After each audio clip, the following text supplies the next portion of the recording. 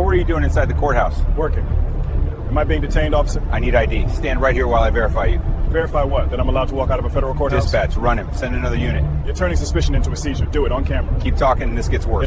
It was 4:41 p.m. outside the federal courthouse. The last wave of attorneys spilled onto the plaza, voices low shoes, clicking against stone warmed by the afternoon sun.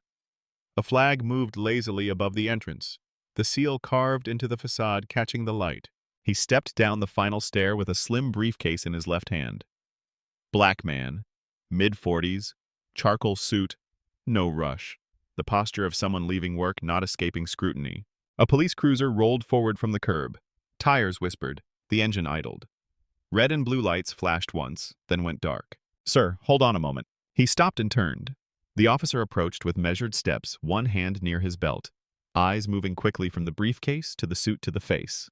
"Can I help you?" the man asked. The officer gestured back toward the courthouse. "What were you doing inside the building today?" The question was casual in tone, sharp in intent. "I was attending court," he replied. "For what purpose?" "For work." The officer nodded without agreement.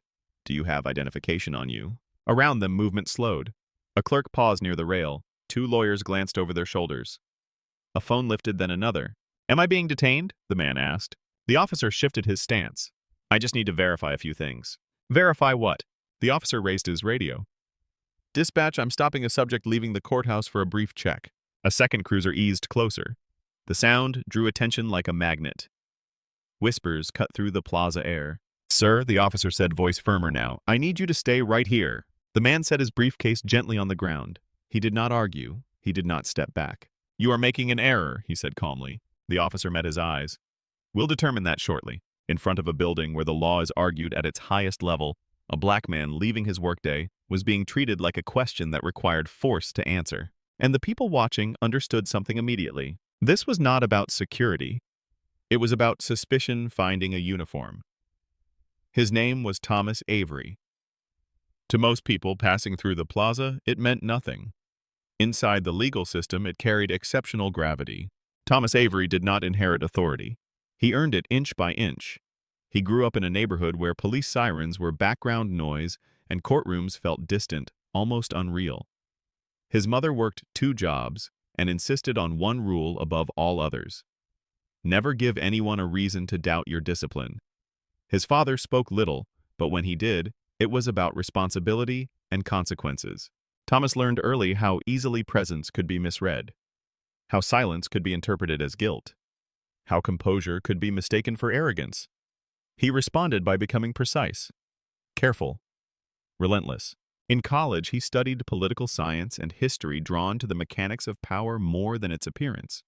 In law school, he became known for preparation that bordered on obsessive. He never argued unless he had already considered every counterpoint. Professors trusted him because he never wasted words. His career unfolded steadily.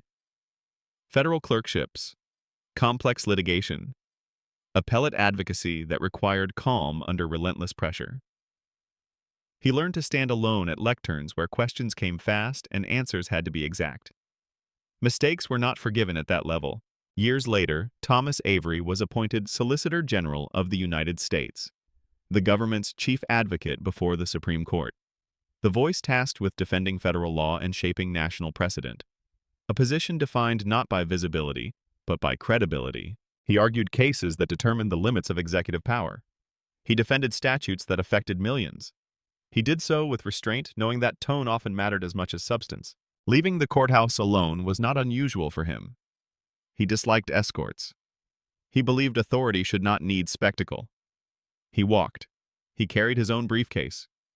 He blended into the flow of professionals exiting the building. The officer who stopped him saw none of that. Officer Ryan Cole had been with the department for 8 years. His supervisors described him as proactive, alert, willing to act. His file contained no major disciplinary actions, but it did include notes.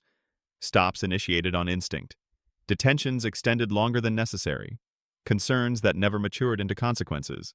Cole believed experience sharpened intuition.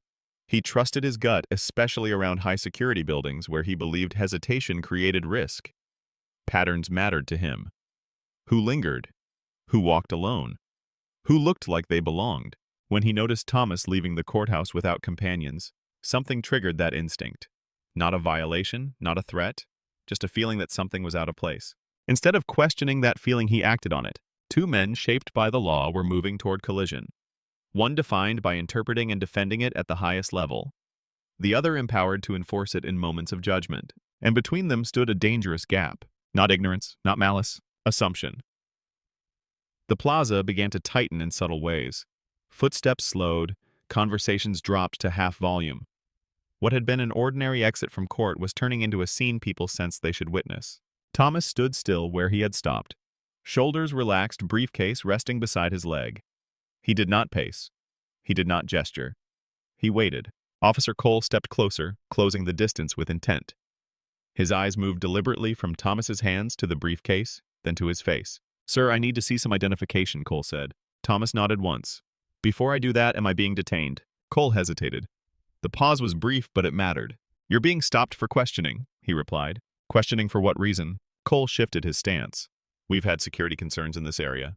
Thomas glanced back at the courthouse doors. Attorneys were still exiting. Clerks chatted near the steps. No one else was being stopped. "I just left a public courthouse after a scheduled proceeding," Thomas said. "That is not suspicious activity." Cole raised his radio slightly. "Dispatch conducting a field interview outside the courthouse. Stand by." Stand by carried weight. A second officer began walking over from across the plaza. A third cruiser idled closer. Phones appeared. One, then several. No one tried to hide it. Sir Cole said, voice firmer now, "I need you to remain right here until we sort this out." Thomas met his eyes. "You have not articulated reasonable suspicion." Cole's jaw tightened. "You don't get to decide that."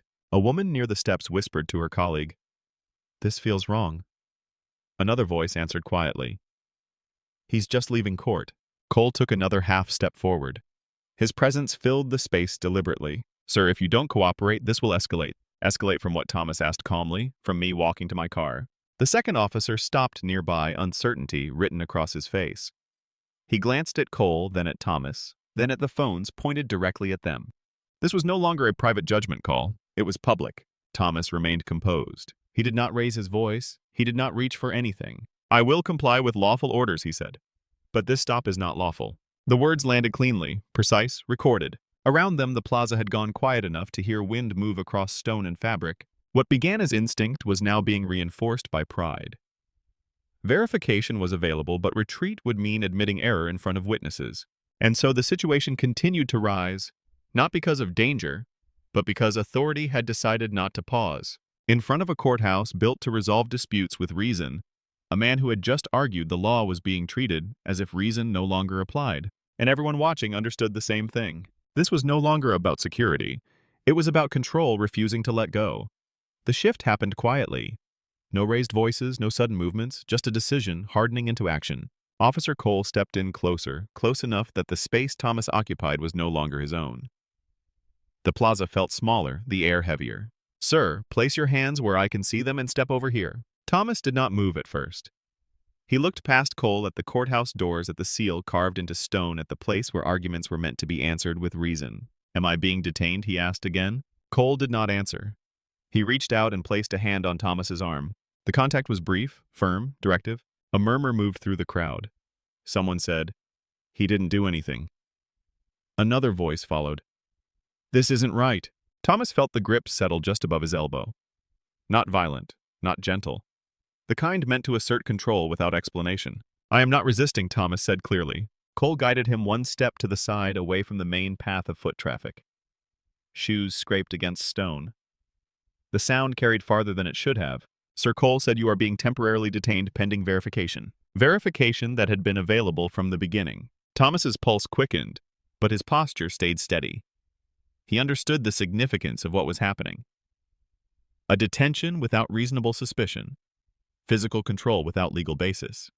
In front of witnesses. Phones were fully raised now, recording openly. No one pretended not to see. The second officer moved closer, uncertain eyes flicking between Cole and Thomas. His hesitation was visible. Thomas turned his head slightly. "Officer, you are violating my Fourth Amendment rights." Cole's jaw tightened.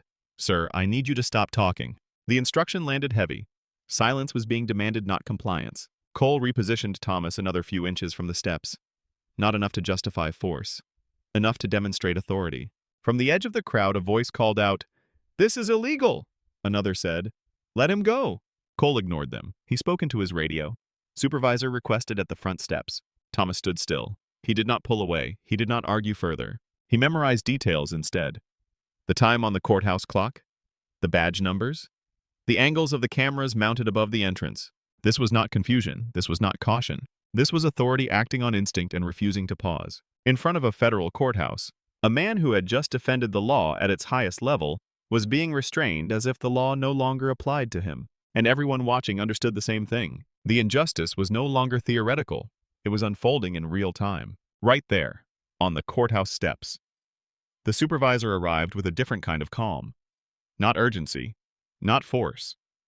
The practiced stillness of someone trained to recognize when a scene has already gone too far. He stepped out of his cruiser and took in the details without speaking.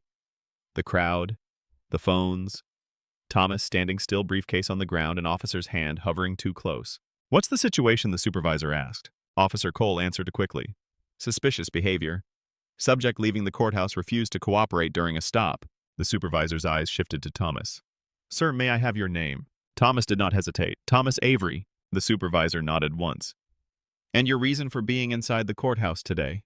Thomas met his eyes. "I argued a case." The supervisor paused. "Argued?" "Yes," Thomas said. "On behalf of the United States." That changed the air. "Which case?" the supervisor asked. Thomas named it. A federal appeal argued earlier that afternoon. The title alone carried weight for anyone who knew the docket. The supervisor stepped back half a pace. He raised his radio. "Dispatch, confirm identity, Thomas Avery." The pause that followed stretched longer than any before. Then the response came through unmistakably clear. "Confirmed. Thomas Avery, United States Solicitor General." The plaza went silent. The supervisor's posture shifted immediately. His tone softened. "Sir," he said carefully, "I apologize for the delay." Officer Cole turned sharply. "Solicitor General." Thomas nodded once. A murmur rolled through the crowd. Someone whispered, "That's the Solicitor General." Phones adjusted, zoomed, refocused. The supervisor turned to Cole. "Did you verify his identity before initiating detention?" Cole hesitated. He did not answer. The supervisor's jaw tightened. "You detained the chief legal advocate of the federal government without articulating reasonable suspicion." Cole stared straight ahead now. The confidence he carried minutes earlier had evaporated. Thomas spoke quietly. "This is not about my title." The supervisor looked back at him. "It's about what you were prepared to do before you knew who I was." The supervisor nodded once. "Understood." He turned back to Cole. "Release him, now." The physical space around Thomas opened instantly. Distance returned. Hands dropped. What had felt constricting moments earlier dissolved. Thomas picked up his briefcase. He adjusted his jacket. No triumph, no gesture, just composure. The supervisor addressed him again. "Sir, on behalf of the department, I apologize for this stop." Thomas met his eyes. "This should never have required my position to stop it." The supervisor did not disagree. Around them, the plaza slowly began to breathe again. Conversations resumed in low tones. Phones stayed raised a moment longer, then lowered. The truth had arrived without shouting. And with it, the balance of power had reversed completely. What had been framed as suspicion minutes earlier was now unmistakably documented as something else. A failure. The footage did not wait for an official statement. A law clerk posted the first clip before evening. 30 seconds. No captions. Just Thomas standing still, an officer's hand on his arm, the courthouse seal looming behind them. The second clip followed minutes later. The supervisor's arrival. The shift in posture. The silence when the title was confirmed. By nightfall, it was everywhere. Legal commentators paused mid-sentence on national broadcasts. Former judges leaned forward, replaying the stop frame by frame. Civil rights attorneys spoke in measured tones that barely concealed their anger. The same question echoed across every platform. How does this happen outside a federal courthouse? Thomas did not share the video. He did not comment publicly. He returned to his office, reviewed briefing notes, and prepared for the next day's work. The routine was deliberate. The response inside the department was not. Internal Affairs opened an investigation within hours. Body camera footage was pulled, dispatch logs secured, radio traffic preserved, supervisor response times analyzed. The timeline was reconstructed minute by minute. The findings were unambiguous. No reasonable suspicion articulated, no crime alleged, no threat observed, a stop initiated on instinct, a detention extended by refusal to reassess, physical control applied without legal basis. Officer Cole was placed on administrative leave the following morning. The notice was brief. The implication was not. Civil rights organizations filed formal complaints by noon. Bar associations issued statements by afternoon. The federal courthouse released a rare acknowledgement. This should not have occurred. Thomas addressed the incident 2 days later. One paragraph. No emotion. The law does not bend to convenience. It fails when assumption replaces verification. The department announced corrective measures within the week. Mandatory supervisor approval for courthouse detentions. Enhanced training on reasonable suspicion standards. Audits of stops initiated in high-visibility public spaces. Cole's disciplinary hearing moved quickly. The evidence left little room for interpretation. Policy violations were sustained. His badge was suspended, then revoked. The decision was final. No press conference, no spectacle. Thomas declined to pursue civil damages. He did not frame the incident as personal harm. He framed it as institutional failure that required correction, not compensation. The impact extended beyond one officer. Departments across the region reviewed their courthouse protocols. Training bulletins circulated. Roll calls included reminders about stops, detentions, and the limits of authority. The plaza outside the courthouse returned to normal within days. People walked. Cases ended. Arguments continued.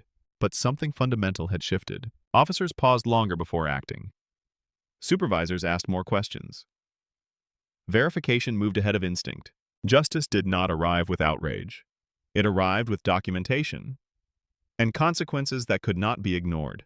You did not need to know who Thomas Avery was to understand what went wrong. You only needed to see what happened before anyone knew.